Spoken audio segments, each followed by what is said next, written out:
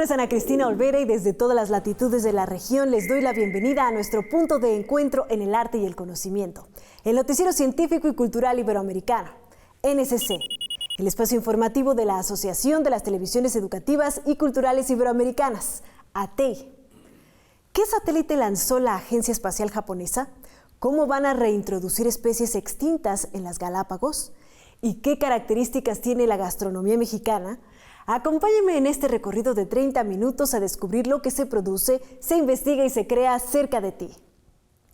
Inhalar, ingerir o la exposición cutánea al mercurio puede traer trastornos neurológicos y síntomas como temblores, insomnio, pérdida de memoria, efectos neuromusculares, cefalea o disfunciones cognitivas y motoras. En Bolivia, comunidades indígenas han sufrido los efectos de este elemento. Minas de oro a cielo abierto en la Amazonía de Bolivia. Se usa mercurio, un metal pesado que contamina al 74,5% de los indígenas del país que viven en las riberas de los ríos Beni y Madre de Dios. Así lo indican 302 pruebas de cabello en mujeres. Fueron parte de un estudio de contaminación presentado por la Central de Pueblos Indígenas de La Paz y la Universidad Mayor de San Andrés. Cabello lo han cortado, análisis de sangre, todo lo hacen. Sí dijo que estábamos contaminados. Bolivia es uno de los principales importadores de mercurio del mundo. Para producir 1 kilo de oro se utiliza entre 5 y 10 kilos del metal que termina en el agua y en los sedimentos de los ríos, donde los peces son contaminados y luego consumidos por los indígenas. Hermindo explica que desde sus ancestros su actividad principal para alimentarse y subsistir es la pesca. Y sabemos que la minería trae mucho mercurio, lo echan al agua y esa causa siempre hemos vivido de la pesca, de la cacería, ese es nuestro diario de alimentación. Los indígenas que viven de la pesca se están organizando. Informan a sus comunidades sobre el grado de contaminación de cada especie y reclaman prevención. Todo esto que están con letras rojitas están contaminados, ¿no? Entonces, eso nosotros hemos dicho que eso sí son pescados grandes, ¿no? El tujuno, el bagre, todo eso. Entonces esos son los pescados que están contaminados, ¿no? Porque comen pescados pequeños.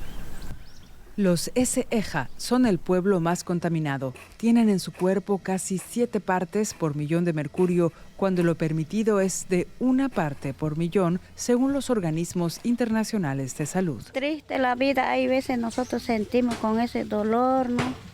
Hay veces me fricciono, un rato no puedo dormir, mi cuerpo con dolor. A 45 kilómetros de distancia de los S.E.J.A. vive Yolanda Chita, indígena Moseten.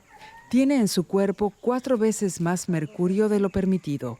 Ella no sabe cómo eliminar el metal pesado de su cuerpo y trata de aliviar los dolores con medicina tradicional. Mayoría estamos contaminados y no sabemos cómo vamos a curarnos, no sabemos dónde ir a quejarnos. Mucho me duele, hay veces la cabeza, mareo y dolor de estómago. El médico inmunólogo Roger Carvajal explica que el metal pesado es bioacumulado, es decir, a mayor exposición, mayor contaminación, generando un riesgo alto para la salud.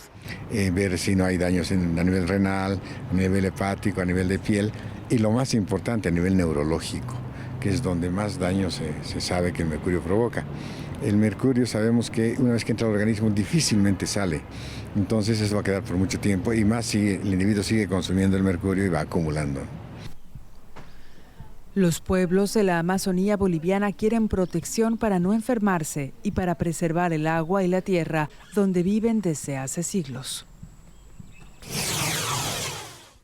El cohete H3 de la Agencia Japonesa de Exploración Aeroespacial es un lanzador de 2 etapas con una longitud total entre 57 y 63 metros y un diámetro de más de 5 metros. Recientemente lanzó con éxito el satélite avanzado de observación terrestre ALOS 4.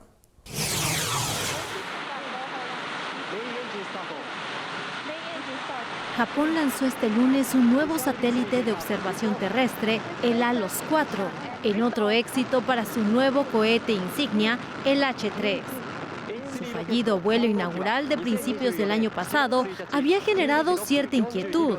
Sin embargo, el cohete H3 número 3 despegó sin problemas del Centro Espacial de Tanegashima en la prefectura de Kagoshima, según lo planeado en una mañana nublada y calurosa en el archipiélago, tras un aplazamiento de un día de lanzamiento por el mal tiempo. El vuelo progresó sin contratiempos hasta la separación del satélite 16 minutos y 34 segundos tras el lanzamiento, tal y como pudo verse en la retransmisión en directo facilitada en las redes sociales por la Agencia de Exploración Aeroespacial de Japón. La sala de control estalló en resoplidos de alivio, apretones de mano y abrazos en cuanto se confirmó el éxito de la separación y a la espera de detalles sobre la entrada en órbita del aparato. El ALOS 4 es un satélite de observación terrestre destinado a evaluar daños en caso de desastre natural o monitorizar anomalías en la actividad volcánica, entre otras misiones. El H3 está destinado a convertirse en el nuevo vehículo insignia de carga pesada de la Agencia de Exploración Aeroespacial de Japón, reemplazando al H2A, actualmente en uso, y resulta clave para las aspiraciones del país asiático de potenciar su competitividad en el escenario global del sector aeroespacial. Según el portal Statista, en el 2023 el inglés fue el idioma más hablado a nivel mundial, con más de 1.400 millones de hablantes, de los cuales 380 son nativos y el resto lo aprendieron como segunda lengua. En Honduras, la English Academy 0805 lo enseña a niños de una comunidad remota. El inglés se ha consolidado como una herramienta fundamental en el desarrollo profesional de los jóvenes. Este idioma ofrece innumerables ventajas, desde el acceso a la educación de calidad hasta mayores oportunidades laborales. The English Academy 0805 está ubicada en el municipio de El Porvenir, Francisco Morazán, a 2 horas de la ciudad capital de Honduras. Esta institución fue creada con el único propósito de apoyar a los habitantes de este lugar para que puedan aprender un segundo idioma y poder optar a mejores empleos. Y nuestra meta es traerles a los jóvenes a la herramienta de un segundo idioma como el medio para oportunidades de empleo localmente. Nace por la necesidad que surge, este problema complejo que encontramos tierra adentro de nuestra juventud optando por migrar ya sea a las capitales o a las ciudades cercanas o haciendo el viaje peligroso de migrar al exterior, nos ha llevado a entender cuán útil es el idioma para mantener ese talento localmente. En el mundo globalizado de hoy, muchas empresas buscan empleados que hablen inglés, ya que facilita la comunicación con clientes y colegas de diferentes partes del mundo. El inglés es especialmente importante en industrias como la tecnología, el turismo, los negocios internacionales y la ciencia. Los jóvenes que dominan el inglés tienen una ventaja competitiva significativa en el mercado laboral y mayores posibilidades y acceder a trabajos bien remunerados. Nos miramos en el futuro como un programa que les ofrece a los chicos tierra adentro no solo la habilidad de aprender un segundo idioma como inglés, sino eventualmente quizás talleres de soldadura, de carpintería.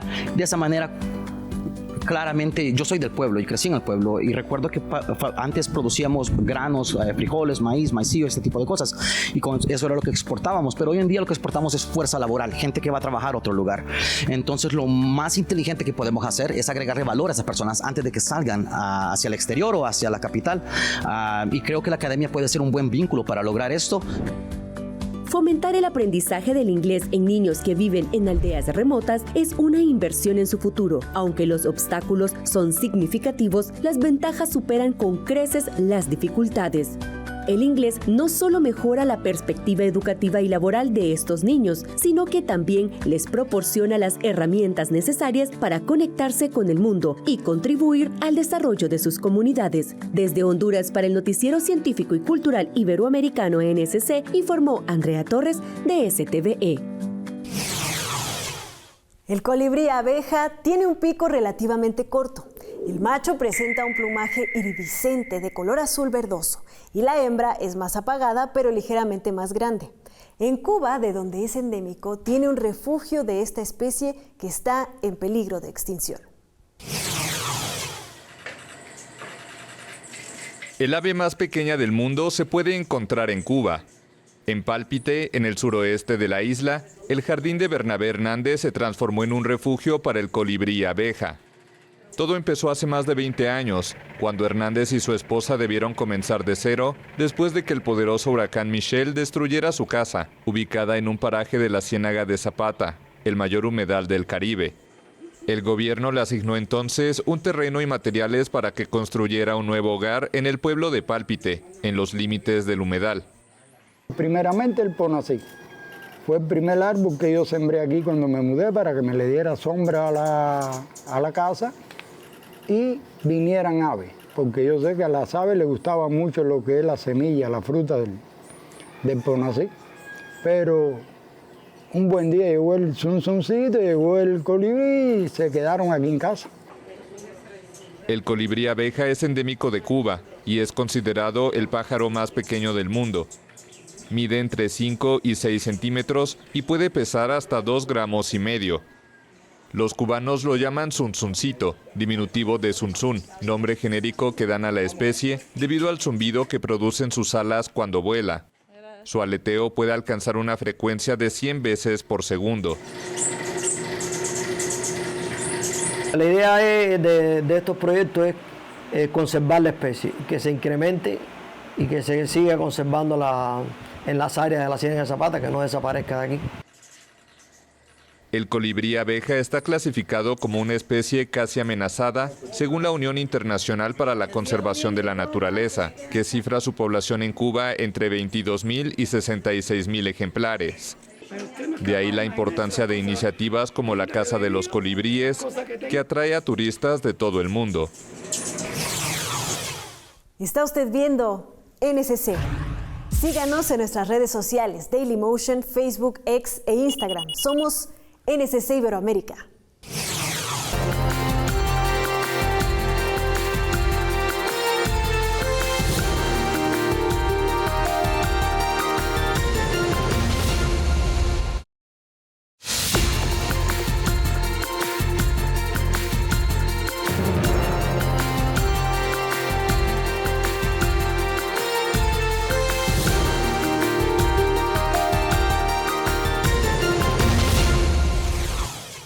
En el 2023 se registró el ingreso de más de 320,000 turistas al archipiélago Galápagos. En Ecuador, de los cuales el 54% fueron extranjeros y el 46% nacionales. En Floreana, una de las 12 islas, reintroducirán 12 especies localmente extintas. Esta es Floreana, una de las 12 islas del archipiélago ecuatoriano de Galápagos, que se prepara para la reintroducción de 12 especies endémicas localmente extintas. Tras casi 12 años de planificación, finalmente este martes comenzará la ejecución del proyecto Restauración Ecológica con la dispersión homogénea de cebos para erradicar del ecosistema de esta isla a las especies invasoras.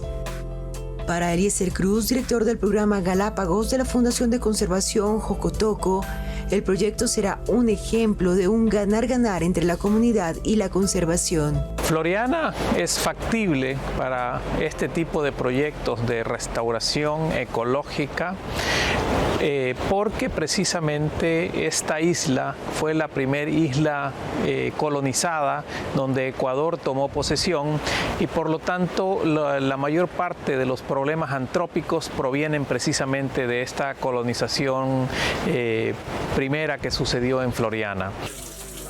Además, el programa contempla la implementación de 8 planes de manejo para mitigación de riesgos que incluyen la protección de las fuentes agua dulce, la que tendrá un manejo especial, y durante el proyecto de aplicación se utilizará una planta desalinizadora para proveer a la población. Floreana tiene 55 especies en peligro crítico de extinción o en alguna categoría de la UICN.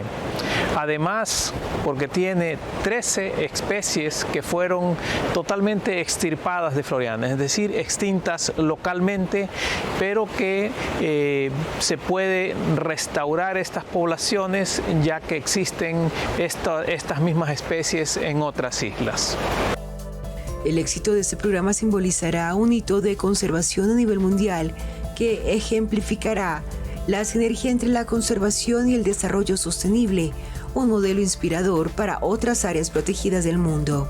Floreana fue una de las primeras islas del archipiélago en ser colonizadas, con unos primeros registros de asentamientos humanos que datan de 1832. El pintor Edgar Degas nació en París en 1834. También fue grabador, escultor y uno de los fundadores del movimiento impresionista que recreó a la sociedad parisina en sus emblemáticos cuadros. La exposición Descubre Degas y Miss Lala se exhibe actualmente en la Galería Nacional de Londres. La National Gallery de Londres explora la historia de Miss Lala, musa de Edgar Degas.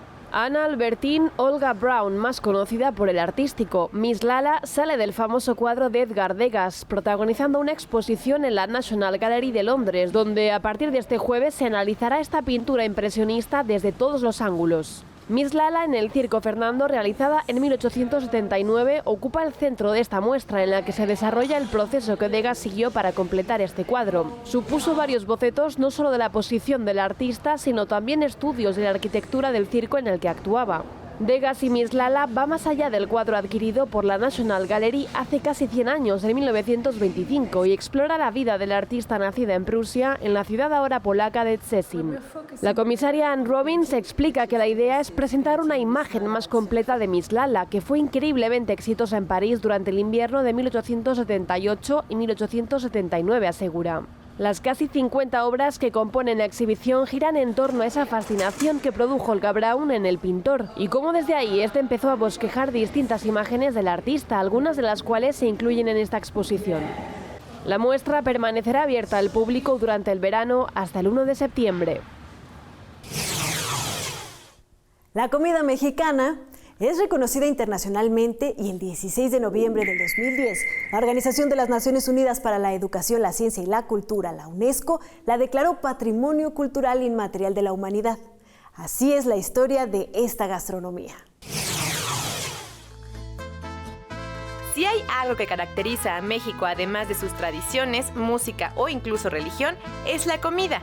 Es lo primero que los mexicanos extrañan al salir del país. El maíz a través de las tortillas, el picante a través del chile y al mejor acompañamiento, los frijolitos. Es por eso que estos 3 ingredientes no pueden faltar en las cocinas y hogares mexicanos, que por sí solos son una fuente de nutrientes para nuestro cuerpo. El chile es un fruto que como tal aporta vitaminas y minerales, pero también la sustancia que pica, que es la capsicina, es una sustancia que potencializa las proteínas del maíz y del frijol. A pesar de que cada estado tiene sus propios platillos típicos, todos unen a los mexicanos a través de sus ingredientes. Oaxaca y su diversidad de moles, chocolate y café, Yucatán y sus condimentos en platillos como sopa de lima o la cochinita pibil, Puebla con su influencia de comida francesa y oriental, cuna de los chiles en nogada, chalupas y el delicioso mole, o Michoacán con sus costumbres purépechas a través de su sopa tarasca, uchepos y corundas. El ícono de la cocina mexicana, de cualquiera de sus cocinas regionales, es el mole. Puede ser el mole poblano, el mole negro de Oaxaca y otros 6 moles hay en Oaxaca, el mole muy afrutado de Jico en Veracruz, etcétera, etcétera. Tanta es la variedad de sabores y cultura en la gastronomía mexicana que representa el 30% del gasto que hacen los turistas al visitar el país, generando altos ingresos a la economía. Según datos del INEGI, proporciona alrededor de 1.7 millones de empleos directos y 3.8 millones indirectos. Turistas, los primeros en visitar mercaditos y restaurantes tradicionales. Mucho se ha hablado de que la comida mexicana contiene altos niveles de carbohidratos. Sin embargo, los ingredientes son altamente nutritivos siempre y cuando se consuman en cantidades moderadas, acompañados de una dieta balanceada.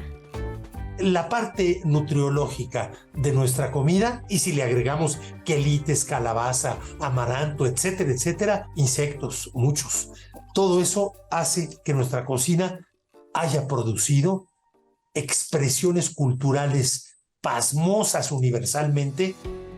Ya sea pozole en septiembre, mole en las grandes celebraciones, chilaquiles en la tornafiesta o unos tamales por la mañana, nuestra gastronomía nos une como mexicanos, nos brinda identidad y nos hace sentirnos orgullosos de continuar transmitiendo y preservando nuestros orígenes y mestizaje a través del paladar del mundo. La cocina mexicana, como muy pocas, ha logrado preservar su carácter ritual y ceremonial y su gran vinculación, su naturaleza intrínseca ligada a la dimensión sagrada y religiosa del consumo del alimento.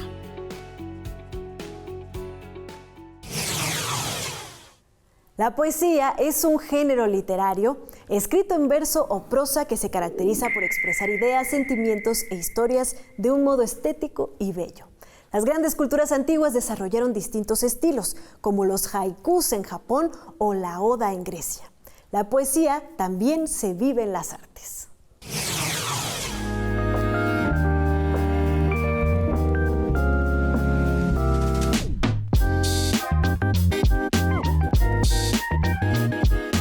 La poesía en las artes es muy precisa porque una obra, para que sea una obra de arte, tiene que tener una función poética. O sea, si no tiene una función poética, podrá ser una obra para el entretenimiento, para la publicidad, para cualquier otra cosa, pero no es una obra de arte. Entonces, en el teatro, nosotros cuidamos mucho la función poética. Nos interesa mucho también que las obras nuestras le lleguen a la gente. Pero yo creo que ser artista es un privilegio, porque ejercemos la libertad, pero también es una responsabilidad.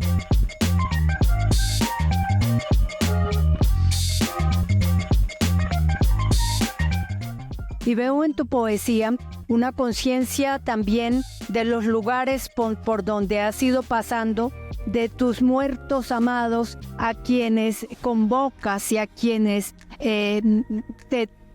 quienes te duelen y a quienes reconstruyes, digamos, en tu poesía, casi con la imagen, una imagen muy de Petrarca, casi como diciendo, la muerte en tu rostro se ha hecho bella. Pero la poesía tuya es una poesía que busca ser habitada por tu propio nombre, como pasa también con el teatro. No sé si me equivoco, Patricia.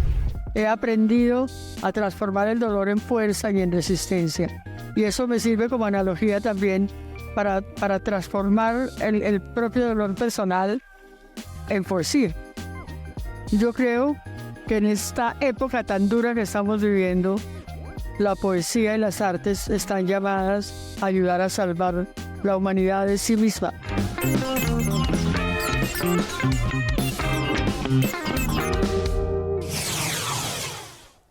Gracias por habernos acompañado en este viaje informativo del Noticiero Científico y Cultural Iberoamericano, NSC.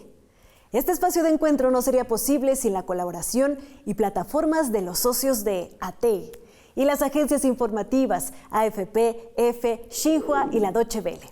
Si quieres saber más, podemos estar comunicados a través de la web en noticiasnsc.com y en las redes sociales nos encuentras como @NSC Iberoamérica, en X, Facebook, Instagram y Dailymotion. Yo soy Ana Cristina Olvera y les espero en una próxima emisión.